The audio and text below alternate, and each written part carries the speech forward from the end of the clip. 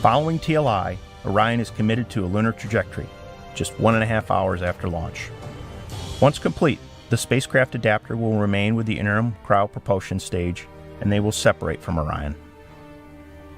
As Orion departs low Earth orbit, it will fly through the orbital debris field encircling the Earth, past the global positioning navigation satellites, past the communication satellites in geostationary orbit, and through the Van Allen radiation belts, on into the deep space radiation environment. Orion is now entering an outbound coast phase. The spacecraft is uniquely designed to navigate, communicate, and operate in this deep space environment. The outbound coast to the Moon will take approximately 4 days. As Orion approaches the Moon, the service module will be used to perform a critical lunar gravity assist maneuver, allowing the ship to enter a distant retrograde orbit about the Moon. The Moon will get larger and larger in the window, and at closest approach, Orion will be just 62 miles from the surface of the Moon. As the spacecraft flies around the far side of the Moon, we will lose all communication back on Earth, and for a period of time, Orion will be on its own. Mission Control will await acquisition of signal, and as we lock on, a new generation will see their first Earthrise. The spacecraft is now in the distant retrograde orbit, where its systems will be tested in the deep space environment for over a week. Along the way, our ship will travel farther from Earth than any human-capable spacecraft has ever gone. At the farthest point, Orion will be some 1,000 times farther from Earth than the International Space Station, at over 270,000 miles away. Teams in Mission Control Houston and at Naval Base San Diego will prepare for Orion's return home, and the recovery ship will set sail for the recovery zone in the Pacific Ocean. Orion will exit the distant retrograde orbit with another lunar gravity assist and service module engine firing. Along the way, the trajectory will be adjusted to target the Earth's thin atmosphere at over 250,000 miles away and ensure precision landing in the Pacific Ocean following a direct entry. During the coast home, Orion will maintain the desired tail-to-sun attitude to optimize spacecraft cooling and maximize power production in the deep space environment. Another 4 days return coast home to Earth. As our home planet fills the windows of Orion, an important contribution from our European partners called the service module has done its job. The service module is jettisoned and separates. Following separation, the world's largest heat shield will be oriented into the direction of travel to prepare for entry interface at an altitude of 400,000 feet. At entry interface, Orion will hit the Earth's atmosphere traveling at a speed of 24,500 miles an hour and decelerate at up to 9 times the force of gravity. The heat shield will protect the spacecraft from temperatures half as hot as the surface of the Sun, approaching 5,000 degrees Fahrenheit. Orion will continue to decelerate, pass through the sound barrier, and announce its arrival to the waiting recovery team with a sonic boom. Following peak heating, a protective thermal cover that sits over the parachutes will be jettisoned. This begins a series of parachute deployments. The drogue chute deployment series is designed to stabilize and slow the spacecraft, and in a period of less than 20 minutes, Orion will slow from a speed of Mach 32 to 0 at splashdown. The 3 main parachutes will deploy and slowly unfurl and suspend the 22,000-pound capsule and allow it to gently descend to the surface of the ocean. After 25.5 days, and a total distance traveled exceeding 1.3 million miles, a precision landing within eyesight of the recovery ship. Following splashdown, Orion will remain powered for a period of time as Navy divers approach in small boats from the waiting recovery ship. After a brief inspection for hazards, the divers will hook up tending lines and a tow line. The capsule will be then towed into the well deck of the recovery ship, and once the capsule clears the stern gate, the gate will be closed, the well deck will be drained, and we will bring our ship home. We invite you to follow along at www.nasa.gov/exploration.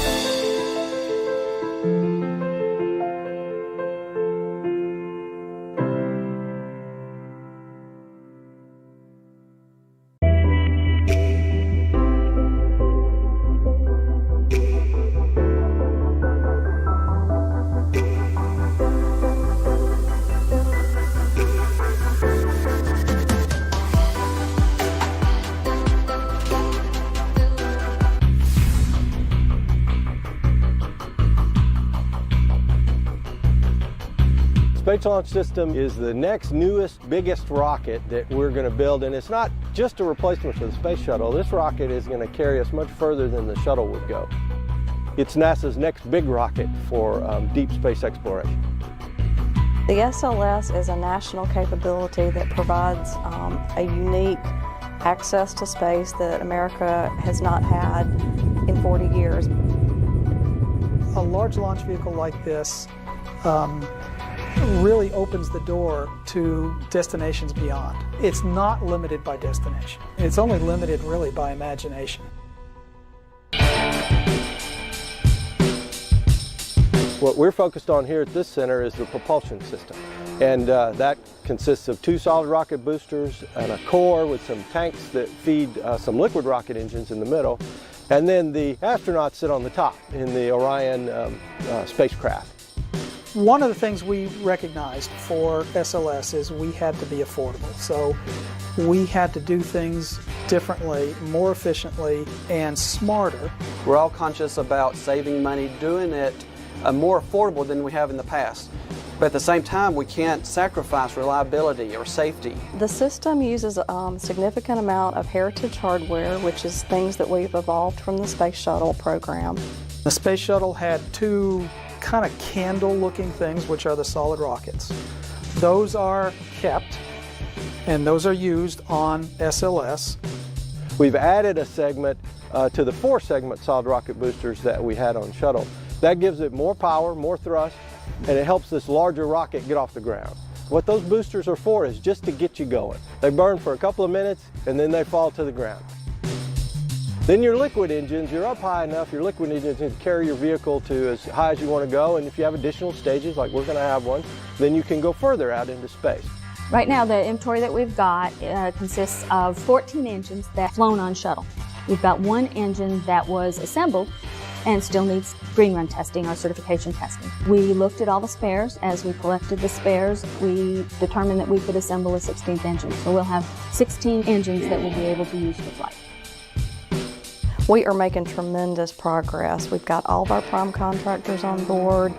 We're testing engines, we're testing solid rocket boosters, our avionics systems. J2X has recently set a record at Stennis. When we were testing, it was the first liquid oxygen engine to get to a full duration test in 4 tests. We were developing this booster under the Ares program, and we're moving that into the SLS vehicle. The motor itself has been through 3 development firings, which are full-scale motors tested out in Utah, and we've gotten a lot of good data, engineering data from those tests. This is an adapter that goes between the bottom of the Orion capsule and the top of the Space Launch System rocket that we're developing here at Marshall. It's been specifically designed to give strength to the adapter so that it can take the loads in flight and still be lightweight. This shape started out as a series of flat panels. The isogrid pattern was machined into the surfaces. Then they were formed, it was called in a process called bump forming, to make them into the shape that we need here. And we weld 3 of these segments together to form the cone that you see behind me.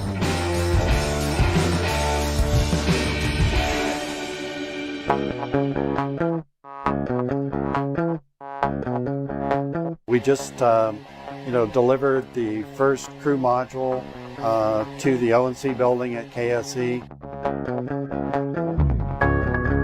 We started a lot of the parts onto the outside of the CM, and we've actually put it in what we call the bird cage, so we can locate all those parts, within, thousandths of an inch to make sure that everything is going together okay. Putting, wiring inside of it, putting tubes for the, for the propulsion system, putting valves and pumps, and so all of that happens in stages right there in the O&C building.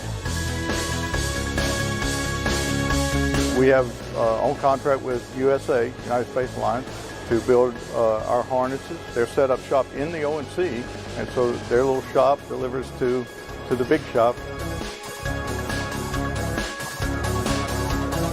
Thermal protection is very difficult in re-entry vehicles to test and to model. I mean, really you have to fly it to really understand what's going to happen. We're building ceramic thermal insulation tiles for the back shell of the capsule. We're building thermal barriers for the capsule, and we're building multi-layer insulation for that capsule.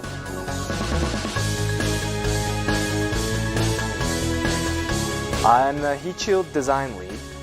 So we're designing and building the heat shield for the future Orion missions. The heat shield right now is in our big 20 by 20 router. It's a 5-axis router, and right now it's machining the interior bowl, if you will, of the heat shield. To cut out that heat shield on the router, it could take weeks of machine time running multiple shifts. It's the biggest heat shield ever constructed.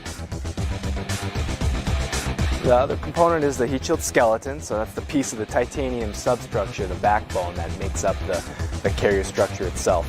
Another unique thing is all the hand drilling that we're doing. So it's not automated by a router in this case, and it all has to be hand drilled by technicians on the inside. 200 plus titanium parts, all match drilled together. So we have a tool that puts all the pieces in the right spot, and then we drill and high lock them all together. MCC is transforming from supporting Space Shuttle and Space Station to a platform that will support Space Station and MPCB or Orion. In order to adapt for the future, we need to go to a more modern system. KSC will operate the vehicle all the way up until launch. We'll operate the vehicle until splashdown, and the recovery forces come in and take over after that.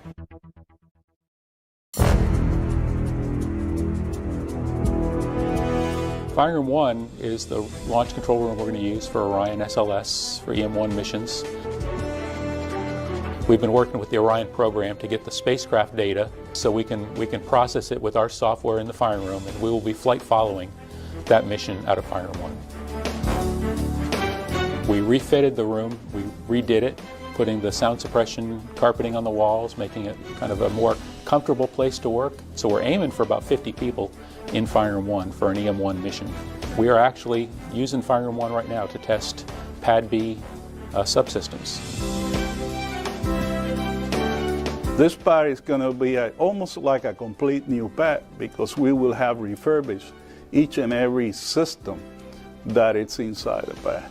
We're going to have the vehicle launch from the mobile launcher, and not only launch from the mobile launcher, but have a tower that will have all the services attached to the vehicle. The tower is going to be on the mobile launcher. The vehicle will be assembled at the VAB.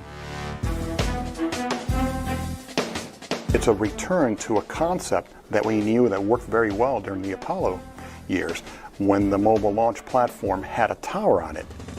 We knew that the VAB was designed to accommodate a launch tower on a mobile launch platform.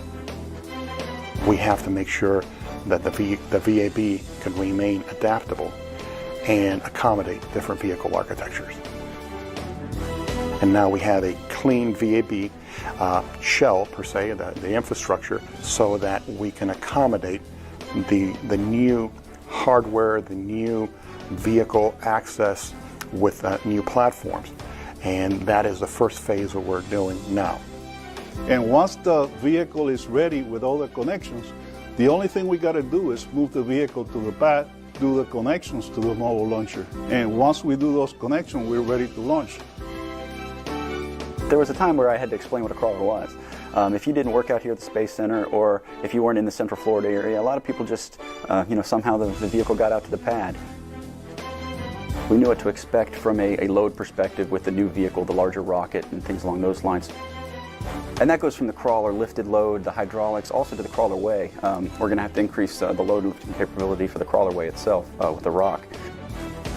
What we've essentially done is keep all the same hydraulic components, but just increase the size, the diameter of the hydraulic cylinders. Last November, we actually took a ride out with the completed crawler 2 out to the pad and tested out the systems and a couple punch list items, but everything worked great. The control system had been upgraded. The driver's cabs consoles had all been replaced. The brakes had all been replaced. Nearly every subsystem had some kind of work done to it. The traction support elements, each of the 4 corners has 22 rollers that are about the size of a car, to be honest with you, and we're changing out all of those, enlarging those as well.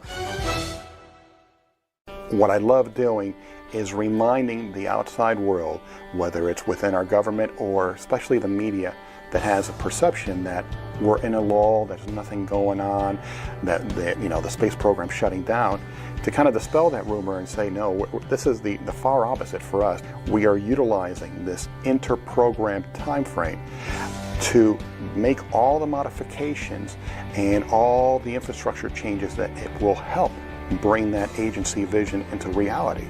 Many of us feel the country wants to go forward, and NASA has a big following, and every time I talk to people, they're excited about NASA. Enabling people to go beyond where they have ever gone before and look and discover things that they didn't even know existed it's just a real honor. It's been a pleasure to be involved with this project, and I can't say enough for the team that's put this together. I'm privileged to work this program. I think most people who are working it today feel the same way. I can't believe they pay me for this job. It's just wonderful. It's great.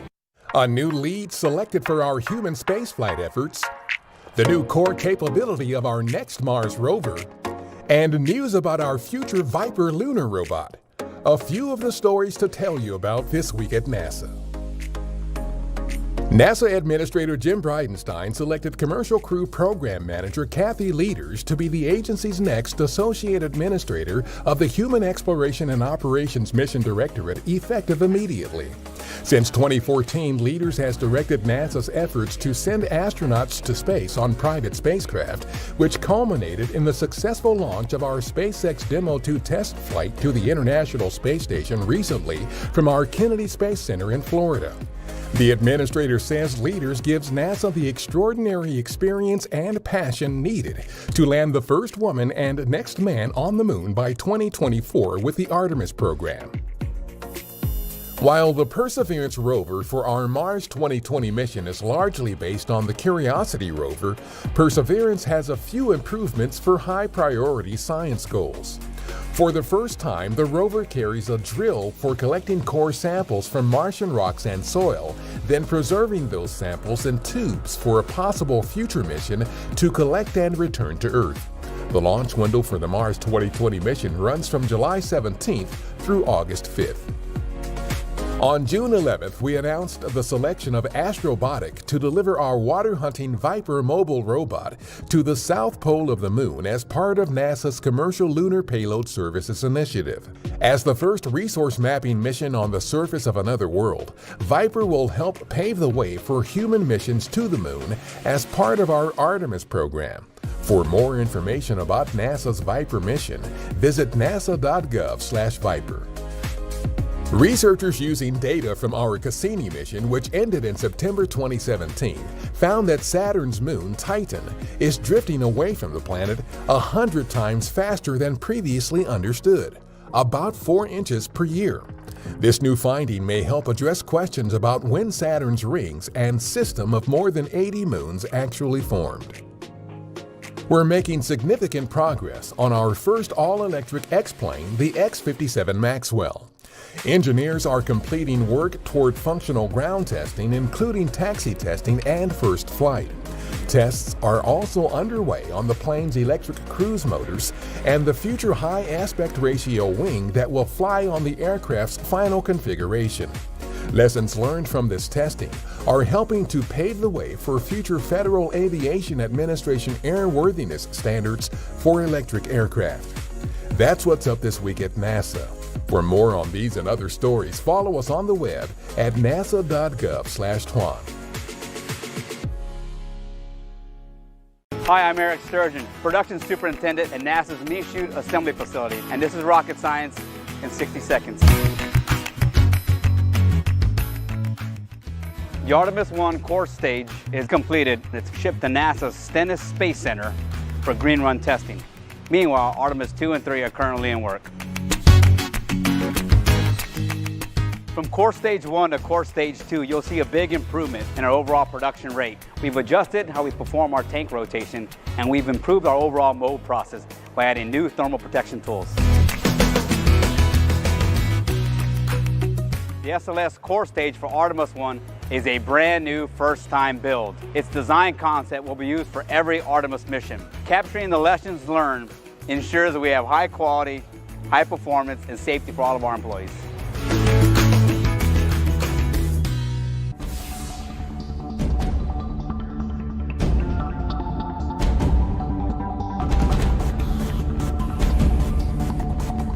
This is probably the most exciting point in the program from the standpoint of activating the factory.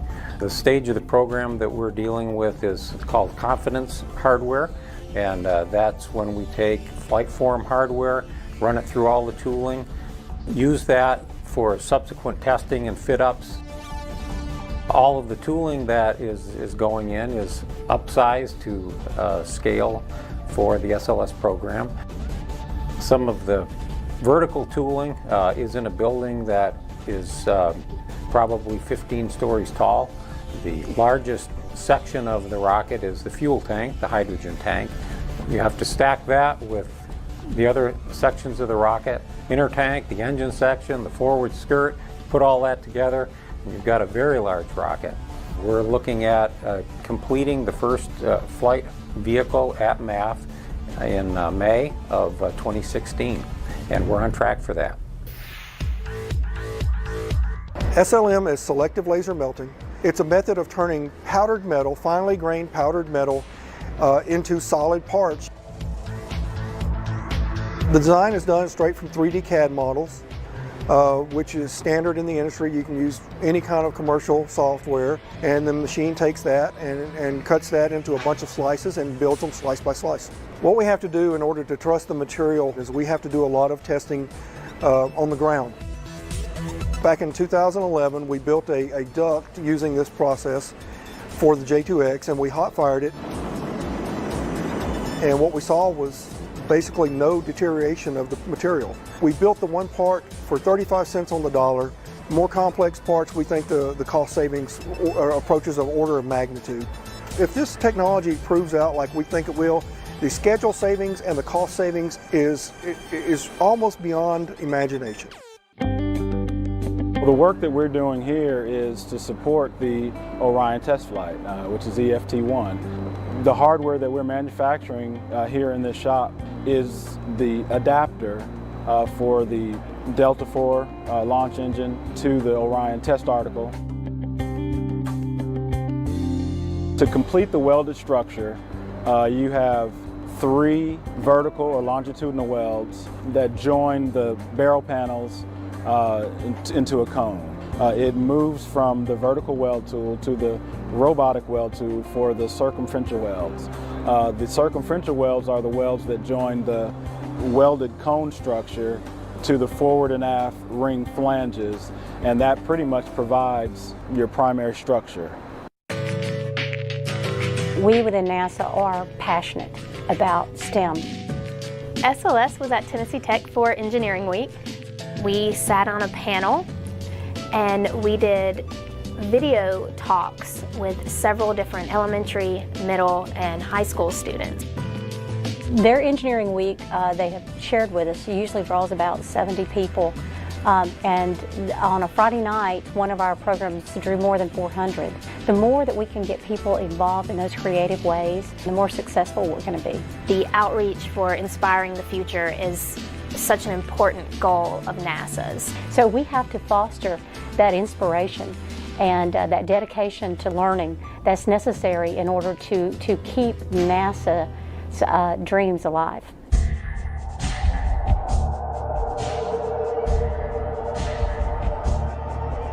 There's a lot of work going on the VAB getting ready for SLS and Orion coming in 17. In the VAB, we've built a full-scale mock-up. The main thing we're looking for is the handling and access. What we're looking at is we're looking at getting some of the ogive panels from the GTA, which is the ground test article. They work great to do the practicing just like we used to see them in the labs. We are working pretty heavy on the EFT-1 part, and we're only 18 months away. The whole program, it's NASA successful. It's not just Ground Systems or Orion or SLS. So even though they're going off of Delta IV, having this flight successful does help SLS and GSDO. It's going to give us a lot of experience. We did a one-year design on the entire crawlerway from the VAB to Pad A and from the VAB to Pad B. Over the years, the top-level rock has been refurbed multiple times. The actual foundation, the lime rock, which is what we're doing now, hasn't been refurbished since it was installed. We are reinstalling lime rock and bringing it back to print, and then we'll install some fresh river rock on top, and then hopefully be good for another 50 years. Currently, the contract is about 20% complete. We're looking for a total completion date in mid-2014. The crawler transporter, as it finishes its upgrades, it will exercise or stretch and go up and down the crawlerway. We have almost 47 different projects that touch almost every system on the crawler. The driver's cabs, the brakes, the generators. We're increasing the generator capacity so we're able to provide more power to the mobile launcher, to the vehicle, to the spacecraft. Within the next 2 weeks, we're going to be able to take the belts off the crawler, remove the old assemblies, and start assembling the new components in place, followed by the gel cylinders, the hydraulic cylinders. What the gel cylinders do when you're carrying a load, they automatically keep the crawler completely stabilized so the vehicle does not see any movement, especially when you're going up the ramp. After we complete the modifications, we'll be able to carry over 18 million pounds.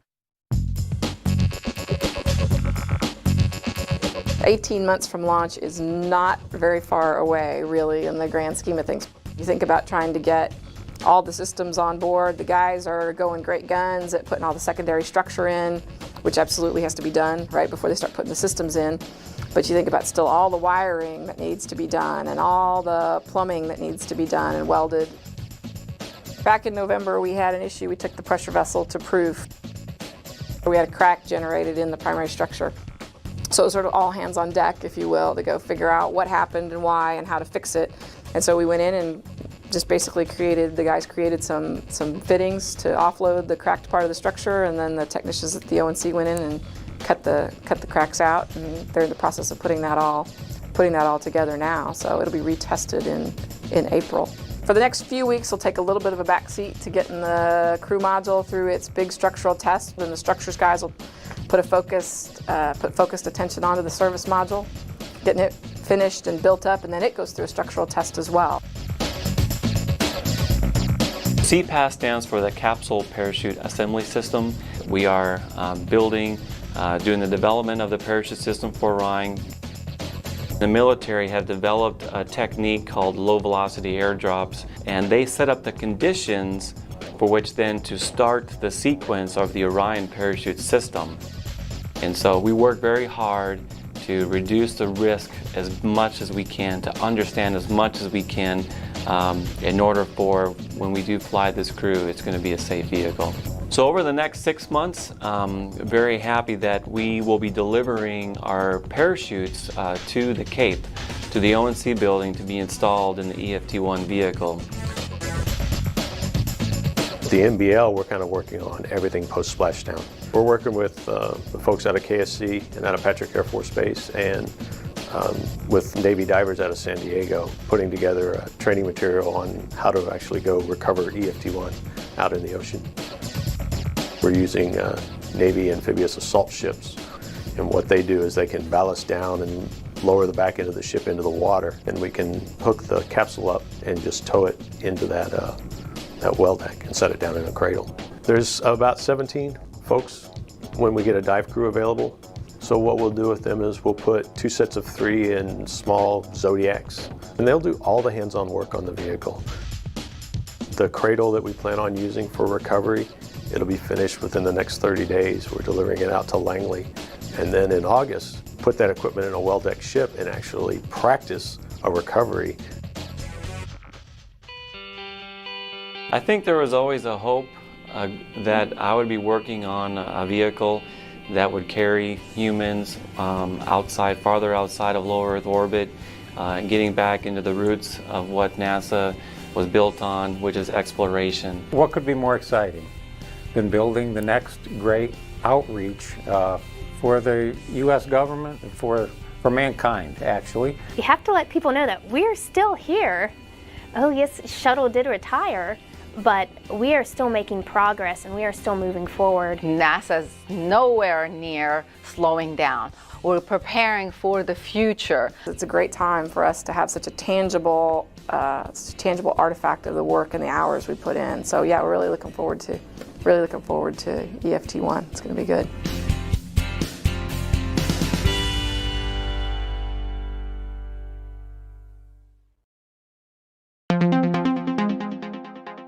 Welcome to Space to Ground. I'm Sandra Jones. This week, a science investigation is underway that could improve our understanding of hurricane intensification, and the latest space station crew members have been busy adjusting to life back in space. Not all science experiments aboard the International Space Station require heavy crew involvement, thanks to increasing automation and coordination with ground teams. The European Space Agency's Atmosphere-Space Interactions Monitor is one such example. This Earth observation facility studies severe thunderstorms and their role in Earth's atmosphere and climate using upper atmospheric lightning. This lightning, also known as transient luminous events or terrestrial gamma ray flashes, occur well above the altitudes of normal lightning in storm clouds and include phenomena with names like red sprites, blue jets, and elves. The space station's low Earth orbit provides an ideal platform for measuring upper atmospheric lightning. By studying upper atmospheric lightning, we can improve our knowledge of the effects of dust storms, pollutants from cities, forest fires, volcano on cloud formation, and electrification, as well as our understanding of hurricane intensification and the relation to eye wall lightning activity. This insight could be especially beneficial back on Earth, as June 1st marked the official beginning of Atlantic hurricane season, and tropical activity is already underway. NASA astronauts Bob Behnken and Doug Hurley, the latest space station inhabitants, have been busy adjusting back to life in space following their historic launch on May 30th aboard the SpaceX Crew Dragon vehicle. They took a few moments to reflect on their new normal aboard the orbiting outpost. It's going pretty well. We've just gone over our first week in space this trip and been very busy. We even got to work a little bit on Saturday fixing our treadmill. So all in all, it's been great. It's great to spend time with Chris. He's a great crewmate. And of course, Bob and I are just trying to get our space legs, and hopefully we can contribute to the science. And we're doing a lot of transfer with the HTV vehicle up here, and then we're getting ready for some EVAs at the end of the month. So a lot going on right now. This week's question comes from Michael, who wants to know if you can see the International Space Station without the use of a telescope. Well, Michael, the space station is the third brightest object in the sky, and it's easy to spot if you know when to look up. Visible to the naked eye, it looks like a fast-moving plane. You can check to see when the space station is flying over you next by heading to the Spot the Station website. Keep sending in your questions using the hashtag AskNASA. We'll see you next week.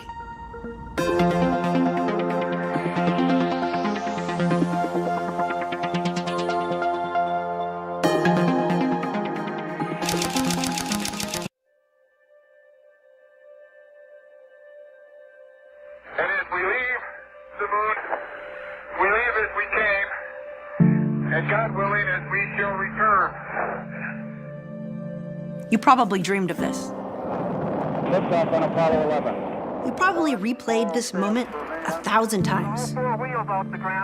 You probably imagined the awe-inspiring, indescribable rush of the ride. You probably celebrated the miraculous, cheered the momentous, and mourned the shocking. You probably still dream of what could be. We did. We do. And while many thought we were through, no. We've been learning, we've been building, we've been training. And now, it's time. Because the next frontier is not just for the next generation. It's for this generation. It's for me, and it's for you. For everything we still dream about. We go as Artemis.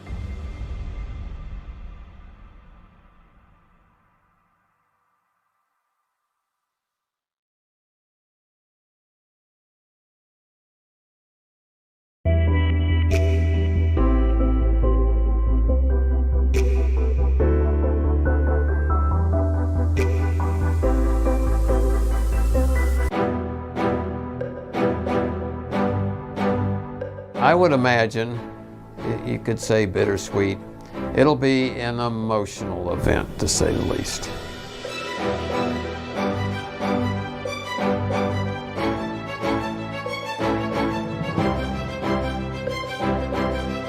Discovery gets the job done. It's flown all kinds of missions, and it's done them extremely well. It's a great flying machine, and I think that's what it's remembered for. With 38 missions completed successfully, Space Shuttle Discovery achieved a robust history of accomplishment for NASA's oldest active shuttle, including 2 return-to-flight missions, the launch of NASA's Hubble Space Telescope, and the deployment of 17 satellites. Along the way, Discovery also contributed to scientific knowledge on Earth by hosting microgravity laboratories in space and carrying specialized instruments that analyzed Earth's atmosphere. Discovery has a role to play. You can look back on the flights that it's done and the contributions that it made to forwarding the future of mankind. In recent years, Discovery played an indispensable role in the construction of the International Space Station, the largest spacecraft ever assembled. Whenever I see Discovery launch, I definitely feel like a proud parent, as do everyone that works with Discovery. It's the oldest orbiter in the fleet. It's flown more often than any of the other orbiters, and it will take that record with it till it's when it's put away in a museum. Now headed into space for the last time, Discovery continues pointing a way towards accomplishment. Its payload includes a module that astronauts and station residents will use for years to come on the space station as they continue its cutting-edge research. Crews will even be joined on the station by a robotic astronaut heading into space on Discovery. Robonaut 2, the first humanoid robot to venture into space. It's a privilege, I think, for us to be able to fly it on the last flight, and it's a real tribute to the folks here and in the other manned spacecraft centers for all they've done to keep these vehicles flying and allowing, being able to do all the things they do. Space Shuttle Discovery blasted into orbit for the first time on August 30th, 1984. It made its mark on the future right away when the astronauts tested a solar array system that would later be used on the International Space Station. On its second flight, STS-51A, Discovery hosted a team of astronauts that used futuristic jetpack to snare a stranded satellite and return it to Earth. It was an amazing sight to watch Joe Allen with a manned maneuvering unit flying free of the shuttle, no tethers, over to a satellite which was very close by, attach his grapple fixture and fly it back to the shuttle. I mean, that was an amazing thing to see. Discovery went into space 6 times during its first year, but would make perhaps its greatest impact on NASA after the Challenger accident grounded the shuttle fleet for more than 2 years. When NASA was ready to send its astronauts back into space again, it was Discovery that rolled to the launch pad to carry out the mission, STS-26. STS-26 was a great event for the team. It described on how it would feel. It felt like STS-1 all over again. Discovery was rarely overshadowed during its career. That changed in April 1990, when the shuttle launched NASA's Hubble Space Telescope, deploying it on a mission that would alter the way we see our universe and our understanding of our place in it. But when Hubble came along, it was, wow, this is a different payload. Discovery would see the Hubble telescope 2 more times, in February 1997 and December 1999, on servicing missions that saw astronauts upgrade the telescope's instruments and system. Discovery also allowed unique views of some of Earth's closest neighbors. Astronaut Bob Cabana flew into space for the first time aboard Discovery in October 1990 on a mission to launch the Ulysses probe on the first mission to look at the sun's north and south poles. My first flight, it's pretty amazing to be standing there at 195-foot level looking at this machine that's alive. It's venting, it's creaking, it's getting ready to go in space. It says Discovery on the side, and you just cannot believe. And 3 hours or so, you're going to be inside there blasting off. You know, it's amazing. It really is. Discovery was my only night launch, and standing on there with all the floodlights on Discovery, where it's just surreal, and you can hear all the cryogenics. It's very quiet at night. You can hear everything creaking and groaning. It's just the most amazing sight. That's what I really remember about Discovery from a visual perspective, is seeing it just bathed in all those really bright lights at night on the pad. Along with its important payload, Discovery played its part in international relations as well. Cosmonaut Sergei Krikalev became the first Russian to fly on a shuttle during Discovery's STS-60 flight in February 1994. Astronaut and former Senator John Glenn returned to orbit aboard Discovery in October 1998, after he made history as the first American to orbit Earth on February 20th, 1962. Just as Discovery changed the people who flew aboard it, the spacecraft itself underwent numerous advances during its career. For example, technicians installed a glass cockpit in 2001 that replaced analog dials and instruments with modern digital displays. The spacecraft was also lightened as test instruments for its first flights were removed and modifications to other systems shaved off more weight. Discovery and all the NASA shuttles would undergo one more metamorphosis after the Columbia accident in February 2003. My proudest moment with Discovery would have to be return to flight after the Columbia accident. We basically found the problem, fixed the problem, and proved to the world that we could continue flying.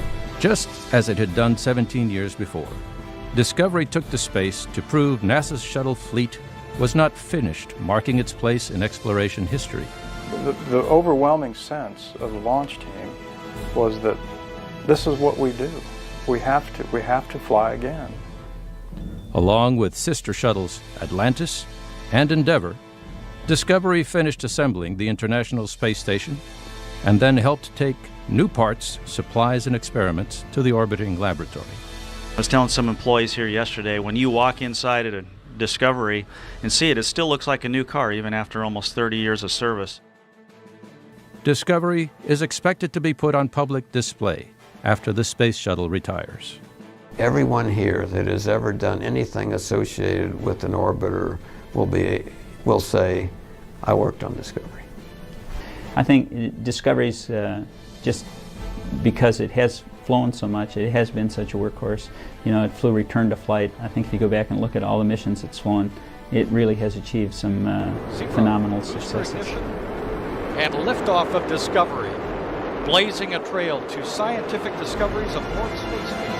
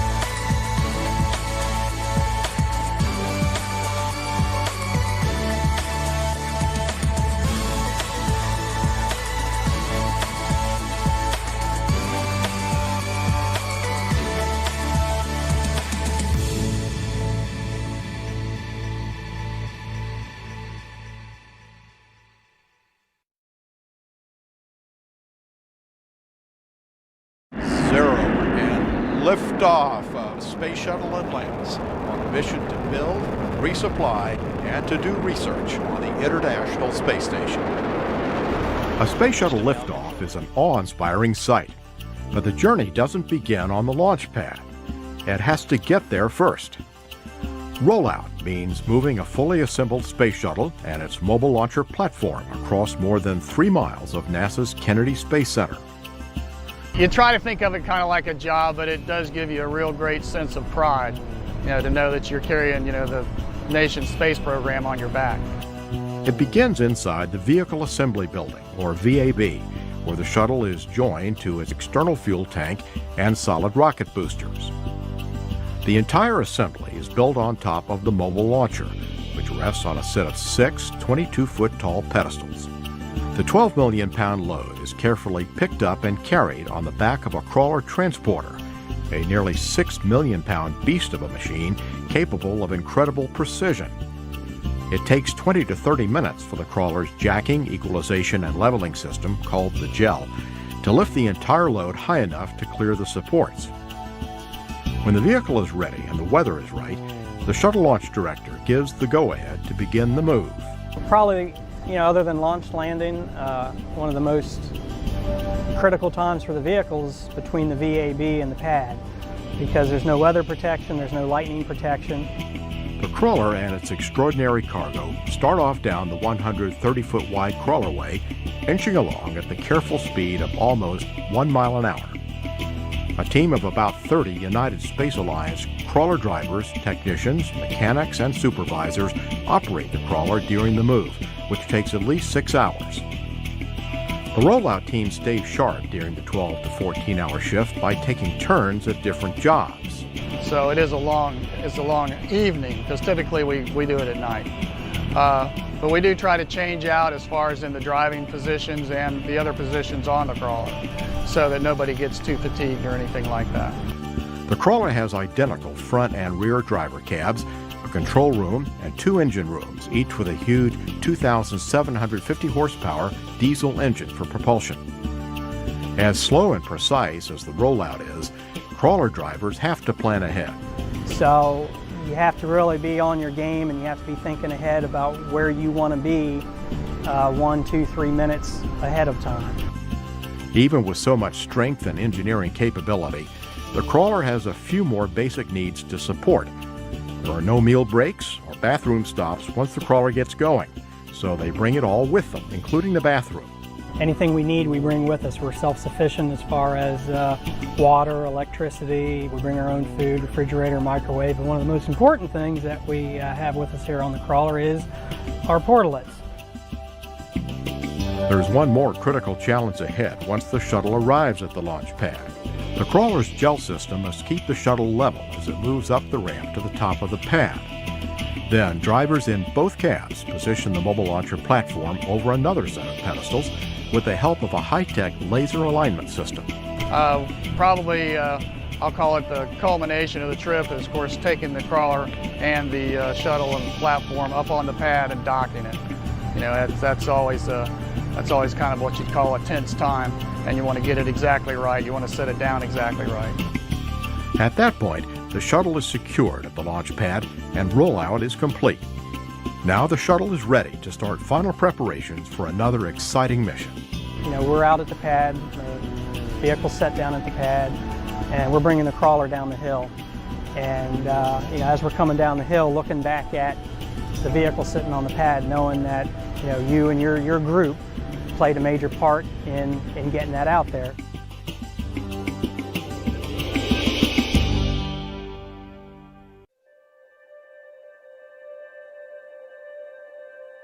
And as we leave the moon, we leave as we came, and God willing, as we shall return. You probably dreamed of this. Liftoff on Apollo 11. You probably replayed this moment 1,000 times. You probably imagined the awe-inspiring, indescribable rush of the ride. You probably celebrated the miraculous, cheered the momentous, and mourned the shocking. You probably still dream of what could be. We did. We do. And while many thought we were through, no. We've been learning, we've been building, we've been training. And now, it's time. Because the next frontier is not just The inner stage is what connects the stage 1 to stage 2, and as well protects the second stage's single Merlin vacuum engine during launch. That Merlin vacuum or MVAC engine ignites after the first stage separates, propelling the second stage along with the SkySats and Starlink satellites into an elliptical orbit above the Earth's surface. From there, the SkySat Rideshare satellites will separate, and about 14 minutes later, the 58 SpaceX Starlink satellites will deploy. Falcon 9 has been loading propellant since T-minus 35 minutes. And as a reminder, Falcon 9 uses rocket-grade kerosene, or RP1, as our fuel, and super chilled liquid oxygen, or LOX, as our oxidizer. Currently, RP1 and LOX are nearly fully loaded on both stages, and LOX will continue to be topped off right until the last minute of the countdown. The stack of 58 Starlink satellites and 3 SkySats are safely enclosed inside of that 17-foot diameter payload fairing that you can see on your screen, which is that structure at the very top of the rocket. This protects the satellites from aerothermal heating, aerodynamic loads, and contamination during ascent. Once we reach the vacuum of space, we no longer need them, and we will jettison the fairing halves while the second stage continues to orbit. The fairing halves we are using today flew on previous but separate missions. One half flew on JCSat 18 in December of 2019, and the other half flew on our first Starlink launch in January earlier this year. Now, we will be attempting to recover the fairing halves today using our recovery ships Mystery and Mischief. There you can see them on your screen. At approximately T plus 40 minutes, the team will perform a poll to confirm if we're all good to make a safe catch attempt. Weather plays a big factor in the go-no-go decision for the catch attempt, as it can impact not only the sea states for the boats, but also the fairing's altitude, position, and speed, which impact how the fairing will fall back to Earth. Now, we've been keeping an eye out on some thick layer clouds for this morning's launch, but currently weather is looking good for T0. The vehicle, satellites, weather, and range are all looking good for an on-time liftoff just about 3 minutes and 45 seconds from now. For those of you that don't know much about the Starlink program, our mission is to bring high-speed, low-latency internet to people all over Earth. And every one of these Starlink missions gets us closer to achieving that goal. Some of the most exciting opportunities for Starlink are locations where traditional fiber or cable is simply not practical, such as rural or remote communities. It's also an exciting place for where fiber and cable are impossible, such as aircrafts or cruise ships. This is a big endeavor, and we have a lot of work ahead of us, but today's launch gets us one step closer to these ambitions.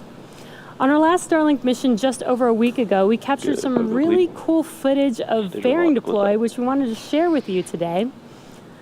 And there you can see on your screen the fairing deploy. You can see the second stage clearly with the Starlink satellites making their way to their targeted orbit. One of my favorite videos that I've seen so far. If you're interested in getting future news about Starlink, about our Starlink service, head over to starlink.com and sign up for updates.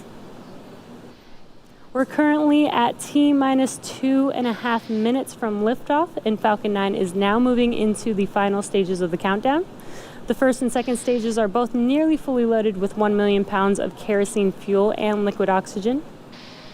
Super chilled liquid oxygen, which, as I mentioned earlier, is our propellant oxidizer. And that's what's creating those white clouds around Falcon 9 that you see on your screen there, and that's when it gets exposed to the warmer ambient air. First stage finished prop loading at T-minus 3 minutes and second stage at T-minus 2 minutes. And coming up at T-minus 60 seconds, there will be a call out that Falcon 9 is in startup. This means that the rocket's autonomous internal flight computers have taken over the launch countdown. Then at about T-minus 2 seconds, the Merlin engines will light and liftoff will be commanded at T0. The Starlink payload continues to be healthy. The Falcon 9 team is tracking no issues on the rocket. Weather is still looking good, and the range is green for launch. And as I mentioned, we are at T minus 1 minute and about 15 seconds here. So at T minus 1 minute, we will hear that call out for Falcon 9 being in startup. And from then on, the vehicle will basically autonomously make the decision if we will be launching today.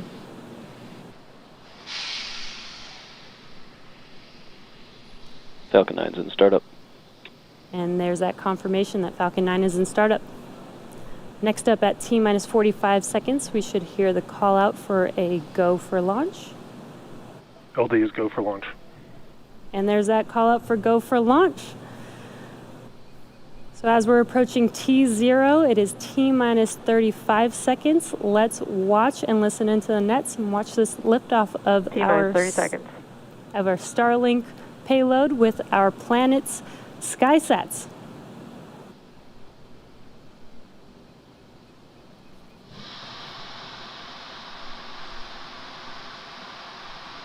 T minus 15 seconds. Falcon 9 is configured for flight. 10, 9, 8, 7, 6, 5, 4, 3, 2, 1, 0. Ignition. Liftoff of Falcon 9 and Starlink 8.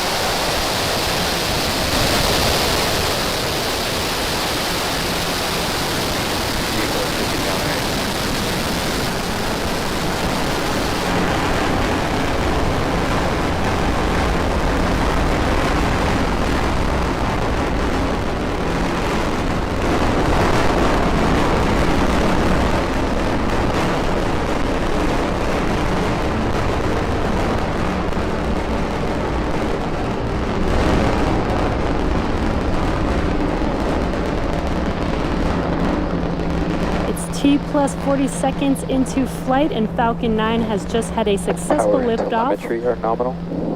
A successful liftoff from pad 40 for its first Starlink rideshare, carrying 3 Planet SkySats and our SpaceX Starlink satellites.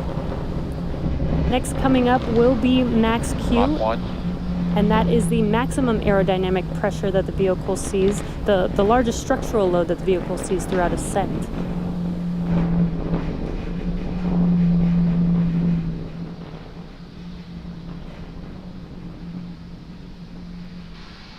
Max Q. And there's that call out that we just passed through Max Q.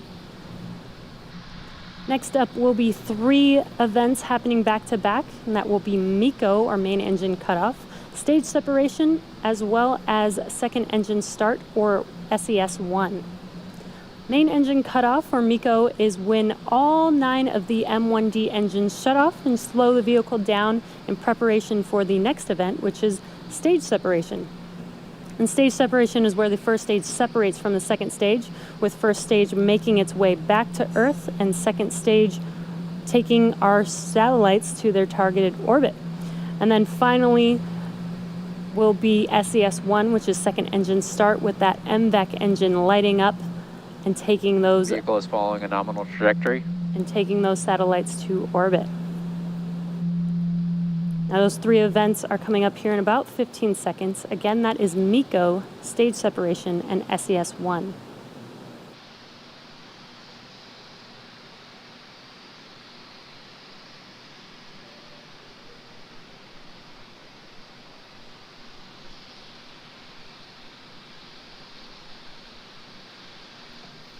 MECO. Stage separation confirmed.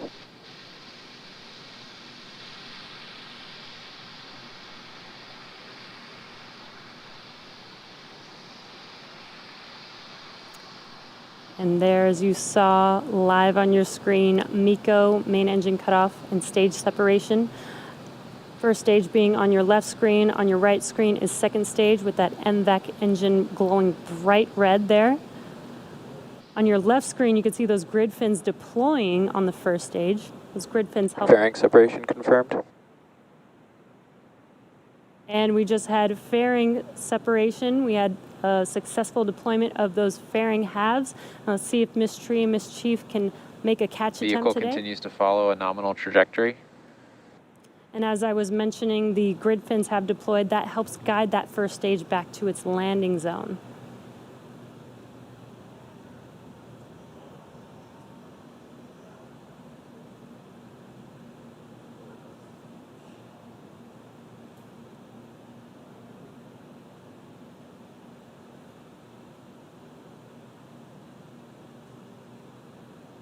Acquisition of signal, Bermuda.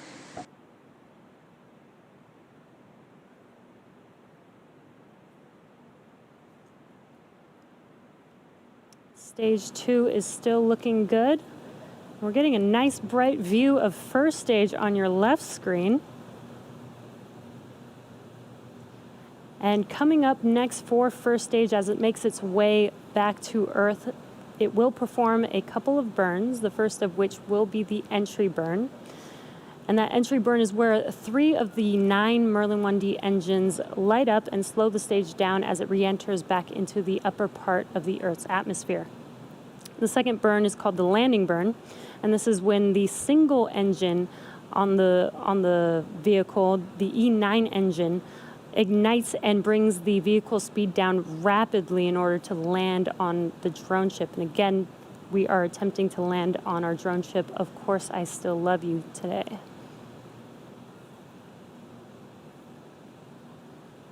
We're getting a nice bright view. I believe that is the sun hitting that first stage on your left screen there. So really, really cool view of that.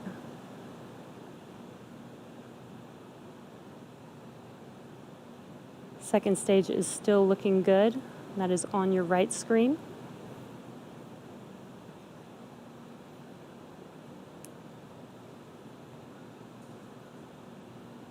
And at T plus 5.5 minutes, we're just about 1 minute and 15 seconds or so away from that entry burn beginning on that first stage.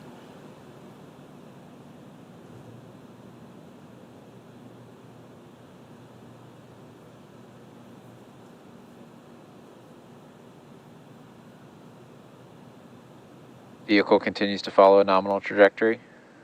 There's that call out that the second stage vehicle is still on a good trajectory.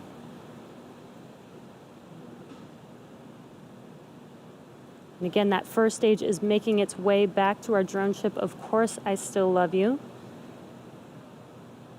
with the entry burn coming up here in about 30 seconds or so.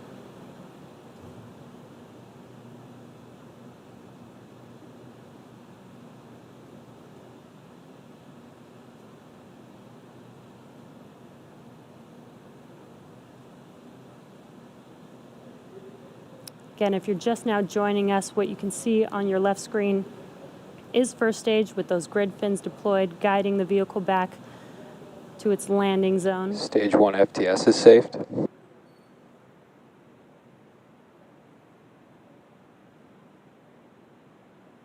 Stage 1 entry burn has started. And there you can see that the entry burn has begun. It's lighting up that screen pretty bright there. The entry burn will last about 20 seconds long.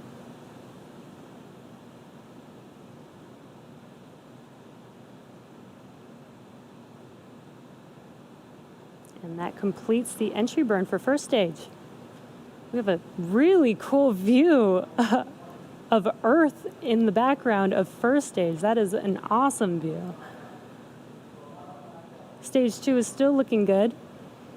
We're just about 1 minute away from that landing Signal burn. first stage from the Cape expected. And we did hear that call out that we did lose that live signal of the first stage as expected. Coming up here in at about T plus 8 minutes and 21 seconds will be the beginning of the landing burn. Landing burn will last about 20 seconds long, and then hopefully we'll get to see first stage touch down on our drone ship, Of Course I Still Love You. Stage 1 is transonic.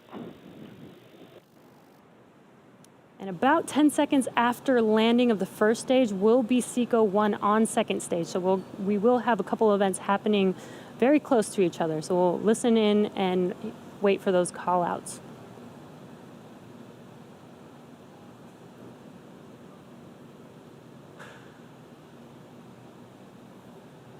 Stage 2 has entered terminal guidance. Stage 1 landing burn has started.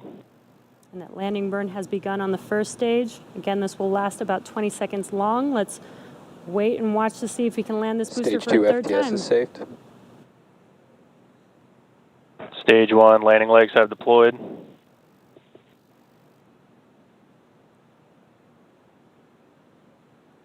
Wow, and we got a live, awesome view. And touchdown. stage 1 is landed. Landing operators proceed to 11.100 on recovery 1 and ECF 9.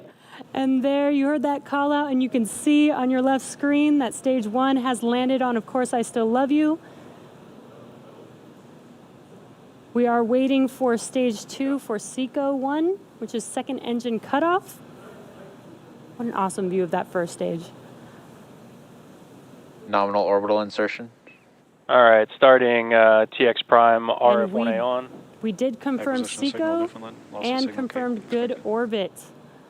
So now that second stage is going to coast in this orbit for a few minutes. We're going to take a quick break and return back at T plus 11 minutes and 30 seconds for the deployment of Planet's 3 SkySats.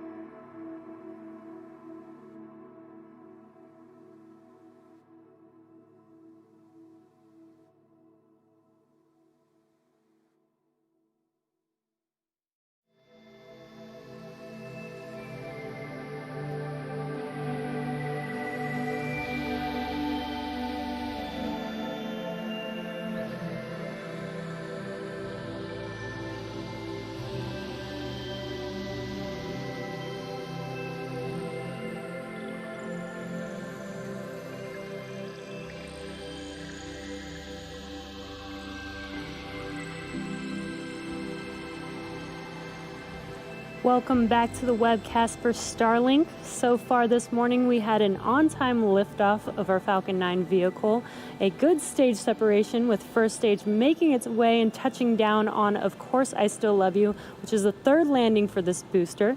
And second stage is still looking good. It is coasting and getting ready to deploy Planet's 3 SkySats. And as a reminder, today marks our first Starlink rideshare mission for our customer Planet. And it's worth mentioning that we may not actually see the deployment of these due to their placement on top of the Starlink stack where we don't have cameras positioned. So we may have to rely on confirmation over the nets. So you can see on your screen, this is the view of the Starlink satellites, and the 3 SkySats are sitting on top of them.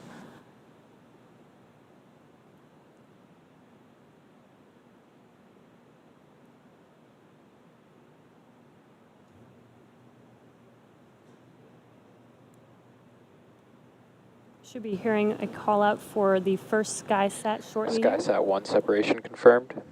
And there's that confirmation that that first SkySat has deployed. Now these 3 SkySats, oh, and it looks like we can actually see there's that first SkySat satellite. Pretty awesome view. We should hear a call out for the second one here shortly. They're deploying in about 30-second increments here. SkySat 2 separation confirmed. And there's the confirmation for the second SkySat. And since we saw the first one, I think we should be able to see that second one shortly here as well.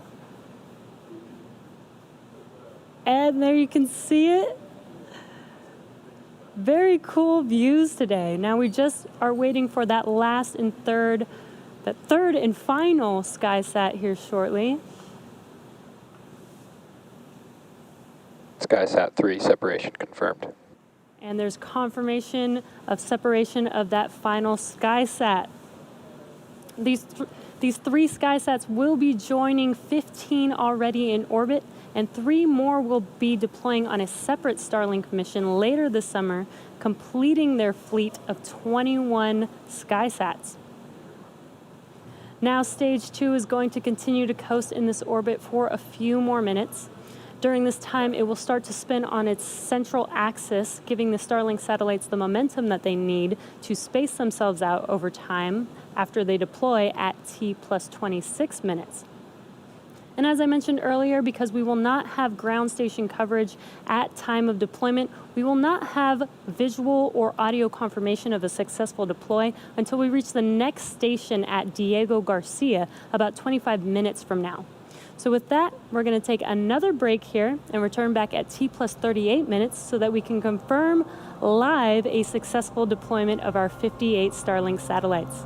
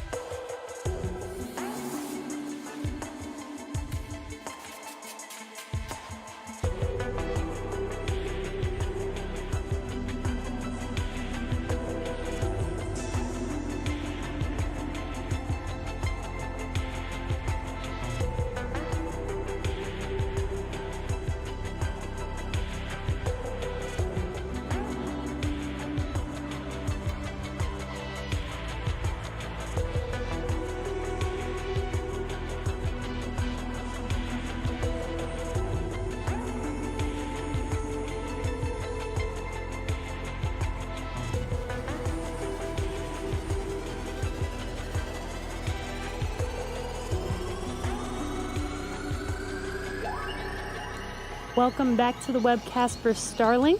So before we went to a break, we saw the successful deployment of the 3 SkySat satellites, which were ride-sharing with Starlink. At T plus 26 minutes, our 58 Starlink satellites were set to deploy.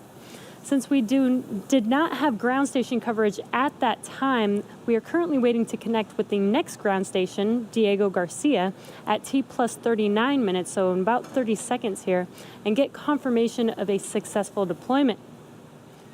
So we're just under 30 seconds away from connecting to that next ground station, and we'll be waiting for our teams to confirm deployment after we connect. So we're going to listen in here shortly and see if we have confirmation of our 58 Starlink satellites deployed.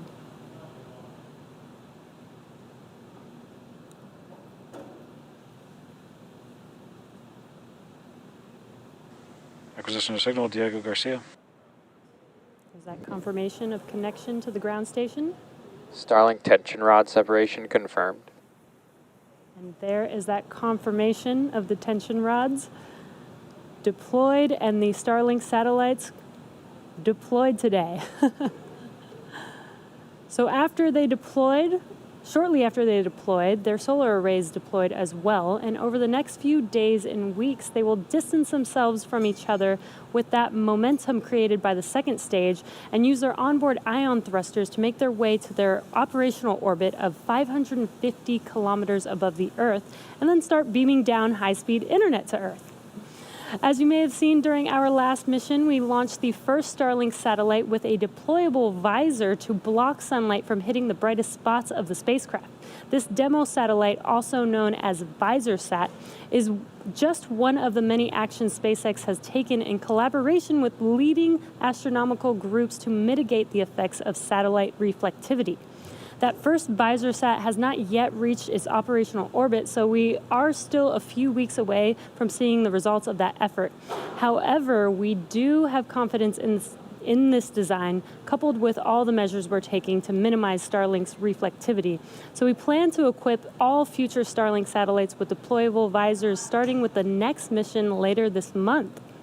That will be the 9th flight of our latest iteration of the Starlink satellite design. If you want to learn more about our work with leading astronomers to protect the natural night sky for all to enjoy, you can visit the updates section of SpaceX.com. And now that brings our webcast to a close. If you're interested in getting future updates about Starlink launches, as well as general updates about future service availability, head over to Starlink.com, sign up for updates, and we'll see you at the next launch.